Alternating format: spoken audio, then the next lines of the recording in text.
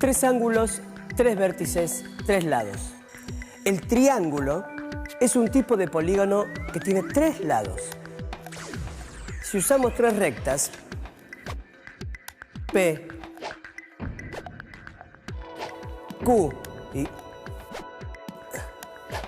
R, que no son paralelas, logramos un triángulo.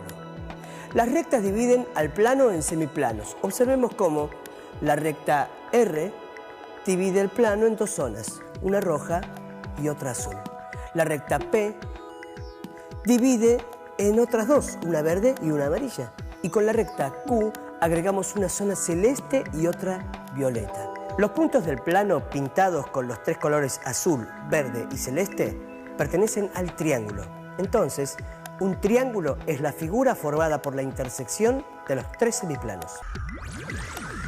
En todo triángulo, la suma de los ángulos interiores equivale a la suma de dos ángulos rectos.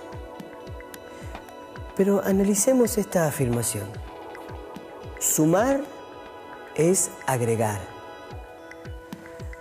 Para ver el caso de la suma de los ángulos, situamos uno a continuación de otro.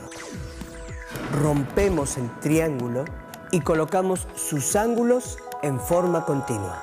Para graficar la suma de dos ángulos rectos, lo más claro es colocar uno a continuación del otro. Un recurso experimental sencillo permite ver cómo se cumple esta propiedad en los ángulos de un triángulo. Hacemos coincidir un lápiz con un lado de cualquier triángulo. Lo desplazamos hasta que la punta llegue al vértice.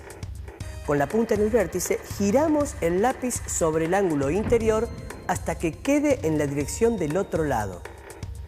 Giramos como antes, hasta el lado del cual partimos. Al terminar todos los desplazamientos, el lápiz giró media vuelta. La punta que estaba orientada hacia la derecha al finalizar el recorrido está orientada hacia la izquierda.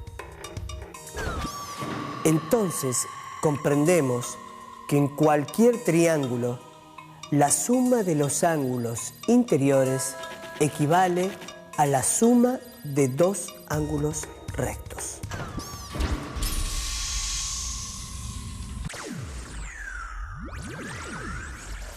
Podemos clasificar triángulos tomando en cuenta sus lados. Un triángulo equilátero posee tres lados de la misma longitud y los ángulos de sus vértices miden 60 grados.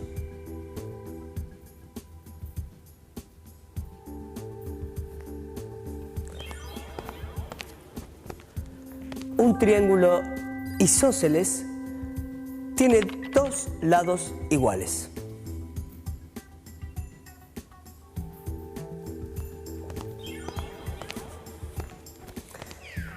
Y un triángulo escaleno tiene todos sus lados y todos sus ángulos distintos. Pero los triángulos también se clasifican según las medidas de sus ángulos. Por la medida de sus ángulos se pueden identificar los siguientes triángulos. Un triángulo rectángulo tiene un ángulo recto. A los dos lados que forman un ángulo recto se los llama catetos y al lado restante hipotenusa.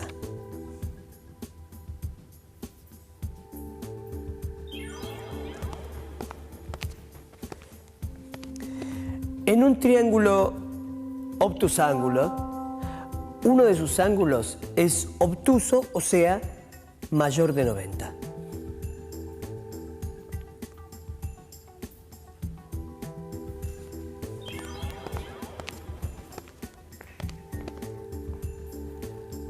Un triángulo acutángulo es aquel cuyos tres ángulos son agudos. En particular, el triángulo equilátero es un ejemplo de triángulo acutángulo.